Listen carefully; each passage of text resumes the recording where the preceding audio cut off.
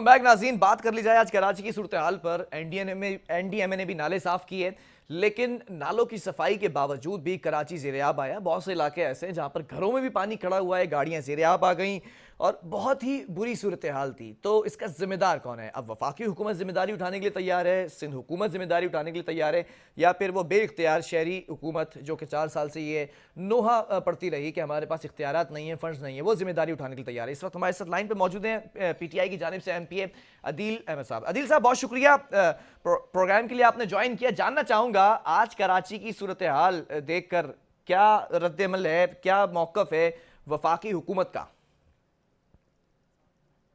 शुक्रिया, आपने मौका दिया अपने प्रोग्राम में। देखिए, बारिशें होती हैं, पूरी दुनिया में होती हैं, मुख्तलिफ शहरों में होती हैं और पानी भी आता है, सड़कों पे भी पानी नज़र आता है, दीगर शहरों में भी। लेकिन असल बात यह है कि कौन सा शहर कितना ज़्यादा अपने इंफ्रास्ट्रक्चर को उसके मुताबिक डेवलप करता है। और अगर हम कराची की बात करें तो ये बात रोज़े अव्वल से जो है वो हम उठा भी रहे हैं और आया ये बात कि कराची का इंफ्रास्ट्रक्चर पिछले कम से कम 12 सालों से डेवलप जो है वो नहीं हुआ बिल्कुल भी। और जितने मेजर हमारे कराची के नाले हैं, बरसाती नाले जिसे कहते हैं, वो सीवरेज नाले बन चुके हैं और वहाँ पर सॉलिड वेस्ट मैनेजमेंट बोर्ड जो सिंध का है, कचरा पूरे शहर से नहीं उठाता, वो उन नालों में जमा हो जाता है।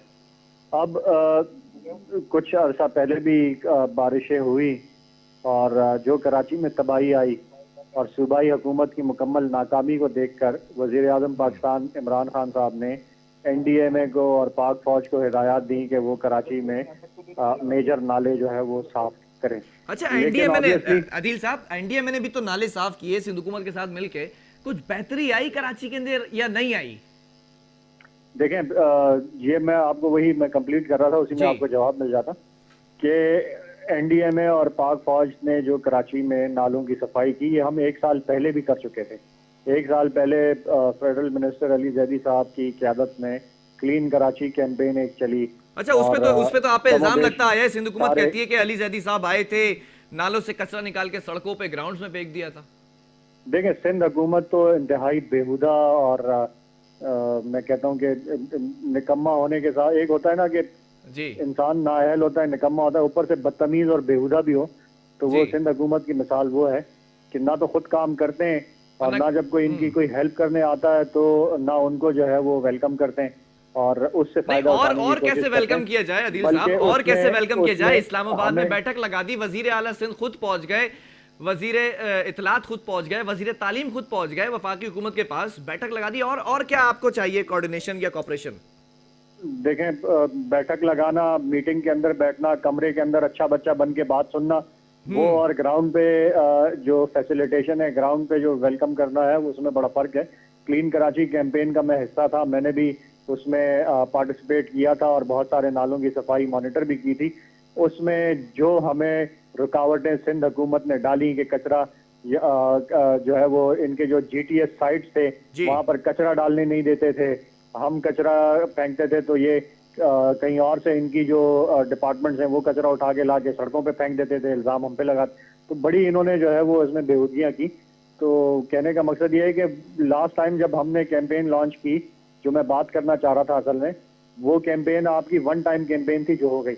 इस दफ़ा भी वज़ीर आज़म पाकिस्तान की हिदायत पर कराची में कुछ नालों की सफाई की गई, बड़े नालों की, मेजर नालों की। लेकिन ये मसले का हल नहीं है। मसले का जो हल है वो सूबाई हुकूमत के पास है।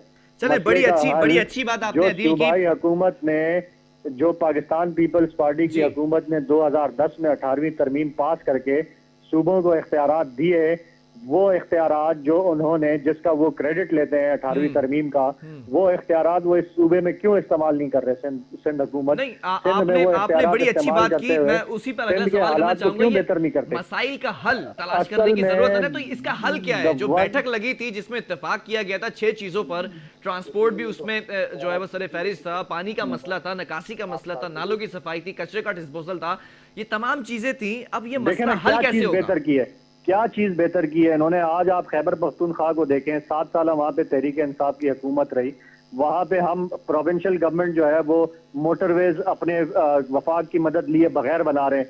वहाँ पे BRT इंटरनेशनल स्टैंडर्ड के बस जो है वो ट्रांसपोर्ट वो सूबाई हुकूमत खुद बना रही है। अच्छा, वो अभी कंप्लीट नहीं है? 100% कंप्लीट हो चुका है, उसका इफ्तिताह भी हो गया, लोग सफर भी कर रहे हैं। 3-4 दिनों में 1 लाख से ज्यादा अफराद उस पर सफर कर चुके हैं। साइकिलिंग वाला रूट अभी कंप्लीट नहीं है ना? 100% आबादी को खैबर पख्तूनख्वा ने हेल्थ इंश्योरेंस दिया, यूनिवर्सल हेल्थ इंश्योरेंस दिया उनको। 100% आबादी, जो कि दुनिया के जो है वो अमेरिका के कुछ स्टेट्स के अंदर ये सहूलत मौजूद है, दुनिया में कहीं तरक्की याफ्ता ममालिक में भी मौजूद नहीं है। ये जो हेल्थ इंश्योरेंस दिया है, ये वफाक की हुकूमत ने दिया है, ये प्रोविंशियल जो गवर्नमेंट है? प्रोविंशियल गवर्नमेंट ने, सिंध में भी ये हमने ऑफर किया था। वफाक इसका 40% बर्दाश्त कर रही है, 60% प्रोविंशियल गवर्नमेंट को करना है। सिंध में दिया 40%? सिंध में हमने इनको, सिंध हुकूमत को कहा कि वफाक देना चाहती है, इन्होंने कैटेगोरिकली मना किया। अच्छा। सवाल यह है कि क्यों जुल्म किया जा रहा है सिंध की आवाम के साथ? वफाक की तरफ से अगर इस तरह के गेस्चर्स आते हैं, सिंध के लोगों को अगर सेहत की सहूलियात या उनको बेहतर यूनिवर्सल हेल्थ इंश्योरेंस दी जा रही है, तो क्यों उसको जो है वो रिजेक्ट किया जा रहा है? क्यों? इसका जवाब सिंपल यही है कि ये काम करना ये तमाम सूरत-ए-हाल देखते हुए, ये तमाम सूरत-ए-हाल देखते हुए आपको बारिशों में भी सड़कों पे नजर आएगी। अदील, ये तमाम सूरत-ए-हाल देखते हुए जब ये फैसला किया गया कि कराची को फिर वफाक के सुपुर्द कर देना चाहिए? नहीं, हमारे तो कुलीग MP हैं अरसलान ताज साहब, उनका मैं इस बात से एग्री करता हूँ 100% कि सिर्फ कराची को नहीं, पूरे सिंध को वफाक के हवाले किया जाए। ये तो आवाम ने मैंडेट दिया है सिंध हुकूमत को। बाकी सिंध के लोगों ने क्या उन्होंने गलती की है, उनका क्या कसूर है? मतलब अदील, आप ये कहना चाह रहे हैं कि गवर्नर राज लगा देना चाहिए? गवर्नर राज भी इसका हल नहीं है। मुकम्मल तौर पर प्रोविंशियल गवर्नमेंट मुकम्मल तौर पर इनसे जान छुड़ाई जाए और वफाक जो है वो इंतजाम संभाले सिंध का। मतलब यहाँ पे अगर री-इलेक्शन की तरफ अगर मैं आपको बताऊं बात, तो इनसे जान छुड़ाई जाए। पीपल्स पार्टी को आवाम ने मैंडेट दिया है, सिंध हुकूमत अगर आप टेक ओवर करने की बात कर रहे हैं, हाउ इज इट पॉसिबल? वो किस तरह से मैंडेट मिलता है, क्या कैसे दिया गया, वो तो आप छोड़ दें। जैसे आपको मैंडेट मिला कराची से, वैसे उनको सिंध में मिला है। वो एक अलग डिबेट है। सिंध में आपका 90% मीडिया तो सिंध में जाता ही नहीं है, ना वहाँ के हालात को कवर, ना वहाँ पे लेकिन KPK में जरूर जाता है, पंजाब में जरूर जाता है। हाँ बिल्कुल, कंपैरेटिवली वहाँ पे मीडिया जो है वो जाता है। यहाँ पे आपको हालात नहीं बता रहे ना आप सिंध के लोगों को, पाकिस्तान में सिंध के लोगों के हालात नहीं पता चल रहे, तो वहाँ पे ना इलेक्शंस कवर होते हैं, ना वहाँ पे धांधली कवर होती है। बड़ी हैरानकुन बात है ना कि मैंडेट कैसे मिला है। ऑब्वियसली आवाम ने मैंडेट दिया, जिस तरह आपको कराची में दिया है। आप मुझे एक चीज बताएं कि अगर आप इलेक्शंस कवर ही नहीं कर रहे और वहाँ के पोलिंग स्टेशंस पे पता ही नहीं है कि वहाँ क्या हो रहा है, ये कैसे पॉसिबल है? ये कैसे पॉसिबल है? कवर किया जाता है, नुमाइंदा खुसूसी होते हैं इंटीरियर में, वहाँ पर जाकर कवरेज की जाती है। आपकी इतला के लिए मैं आपको एक छोटी सी बात बता देता हूँ कि सिंध का अगर आप इलेक्टोरल वो रिजल्ट सारे स्टडी करें तो कम से कम 15 से 20 हल्के ऐसे हैं सिंध के कि जिसमें जिन वोटों से पीपल्स पार्टी जीती है उससे ज्यादा वहाँ पे रिजेक्टेड वोट्स हैं। अगर वहाँ पर रिकाउंटिंग करवाई जाए, उन हल्कों को खोला जाए, तो वहाँ पे पीपल्स पार्टी किसी सूरत जो है वो जीत नहीं सकती। इसी वजह से कराची में भी तीन दिन के बाद जो है वो रिजल्ट अनाउंस किया गया था, लेट आया था, ऐसा ही है।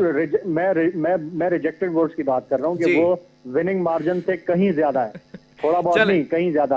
मिसाल के तौर पर 200 वोट से अगर कोई जीता है तो रिजेक्टेड वोट जो है वो 2000 है, 3000, इस तरह का डिफरेंस है।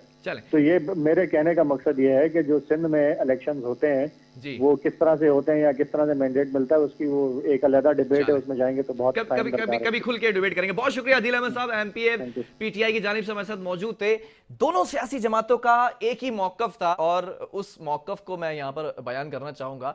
जहां जहां से आपने जो है वो वोट लिया है वो आप कहते हैं कि आवाम ने मैंडेट दिया है, लेकिन जहां से आपको शिकस्त हुई है वहां से आप कहते हैं कि सिलेक्टेड गवर्नमेंट लाने की कोशिश की गई है, वोट चुराने की कोशिश की गई है, रिजेक्टेड वोट ज्यादा है।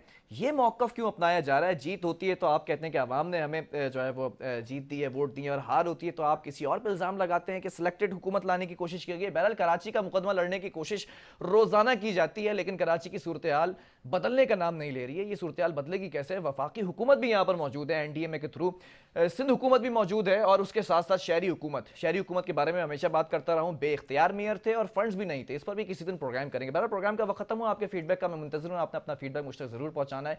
जब तक के लिए बिलाल खान और मेरी पूरी टीम को दीजिए इजाजत। अल्लाह हाफिज़।